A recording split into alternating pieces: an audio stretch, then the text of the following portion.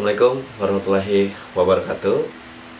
Pemirsa yang dirahmati oleh Allah Subhanahu wa Ta'ala, pada kesempatan kali ini kita tidak hanya membahas tentang sebuah pernikahan, tapi kita membahas mengenai ibadah yang terpanjang dalam hidup manusia, mengenai amanah terbesar dalam perjalanan di dunia, yakni mengenai rumah tangga.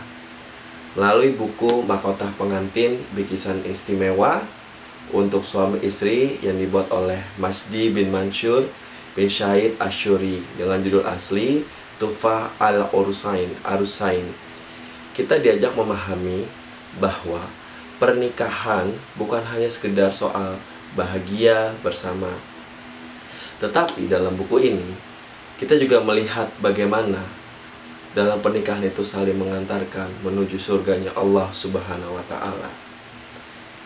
Rasulullah SAW bersabda, "Wahai para pemuda, barang siapa yang mampu menikah, maka menikahlah." Karena menikah itu menjaga pandangan, menikah juga menjaga kehormatan dan juga menjaga iman. Dan hari ini kita membuka lembaran penting tentang bagaimana Islam memuliakan cinta. Bab 1, mengapa kita harus menikah?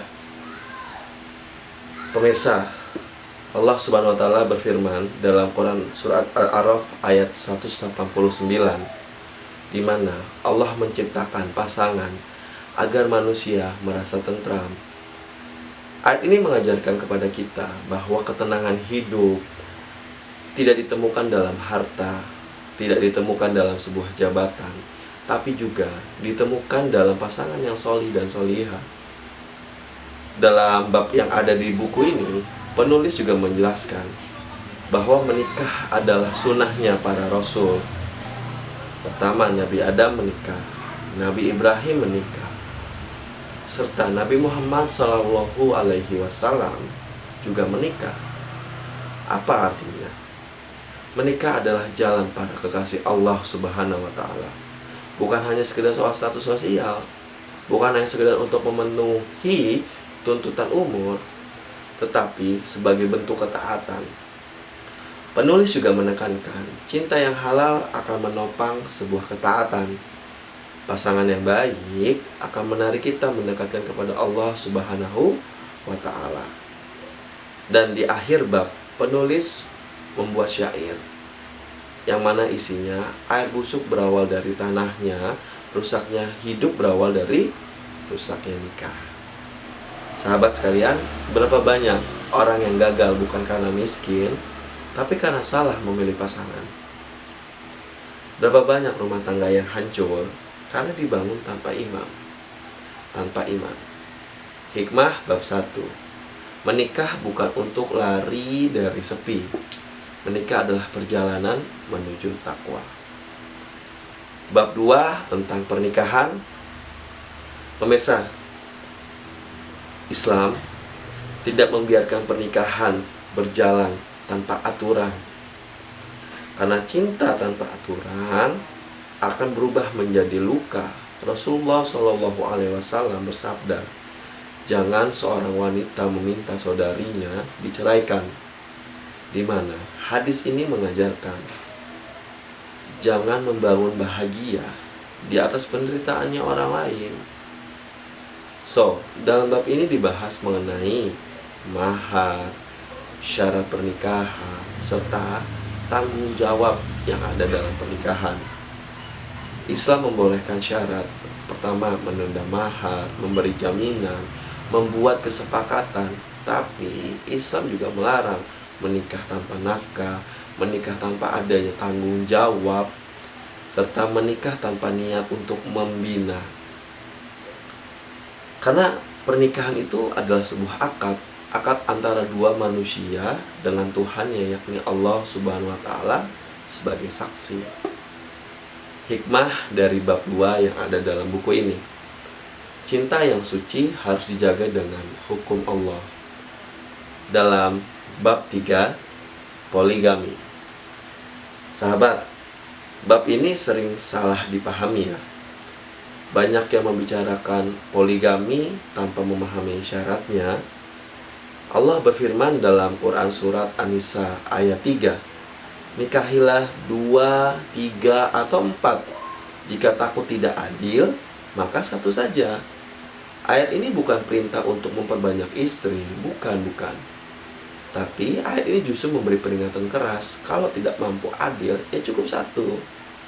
Penulis menjelaskan praktik salafus sholih, di mana sebuah generasi sahabat dan tabi'in menjalankan poligami dengan penuh tanggung jawab. Mereka adil dalam memberikan nafkah, mereka adil dalam membagi waktu, mereka adil dalam membuat perlakuan. Bukan karena hanya hawa nafsu semata, tapi karena dakwah dan sosial. Hikmah bab 3. Poligami bukan tentang banyaknya cinta, tapi tentang banyaknya tanggung jawab. Jika tidak sanggup, satu lebih selamat. Bab 4.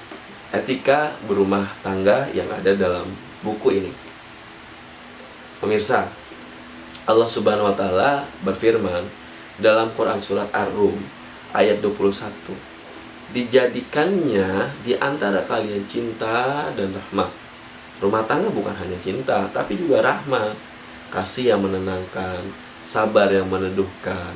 Dalam bab ini akan dibahas bagaimana adanya adab dalam berbicara, adab dalam bercanda, adab dalam marah sekalipun, serta adab dalam bermesraan.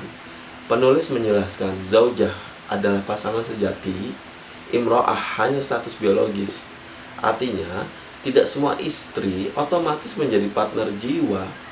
Rumah tangga diibaratkan perahu. Jika hanya satu saja yang mendayung, ya perahu lain akan tenggelam atau bahkan tidak akan kemana-mana. Hikmah dari bab 4. Cinta sejati lahir dari adab. Kemudian bab 5. Seks dalam pernikahan. Sahabat, Islam membahas ini dengan mulia. Allah berfirman dalam Quran surat Al-Baqarah ayat 223, istri-istrimu adalah ladang bagimu. Maknanya, hubungan suami istri adalah ibadah. Dalam bab ini dibahas adanya hukum jima, di mana ada waktu yang dianjurkan, di mana ada etikanya, di mana membahas kesehatannya, bagaimana hukum haid. Penulis menegaskan banyak konflik rumah tangga berasal dari ketidakpuasan batin karena tidak dibicarakan dengan baik. So, hikmah dari bab 5. Sentuhan yang halal itu bernilai sebuah pahala. Bab 6. Istimna atau onani. Pemirsa, Allah Subhanahu wa Ta'ala berfirman dalam Quran surat Al-Mu'minun ayat 5 sampai dengan 6, di mana mereka menjaga kemaluannya kecuali kepada istri. Islam menjaga kehormatan manusia. Dalam bab ini dibahas bagaimana sih menjaga diri saat pasangan haid, bagaimana juga cara membersihkan diri, bagaimana juga menahan syahwat. Hikmah dari bab 6. Kesabaran hari ini adalah sebuah kemuliaan esok hari. Selanjutnya kita lihat bab 7. Sihir dan gangguan jin. Pemirsa sekalian, Islam itu mengakui adanya sihir loh. Kemudian Islam juga melarang bergantung kepadanya. Dalam Quran surat Al-Baqarah ayat 102, yang dimana artinya sihir tidak membahayakan kecuali hanya dengan izin dari Allah Subhanahu wa Ta'ala. Penulis menegaskan, jangan ke dukun, jangan ke paranormal. Solusi kita Al-Quran, doa, ruqyah, dan tawakal. Hikmah dari bab 7. Iman yang kuat adalah benteng yang terbaik.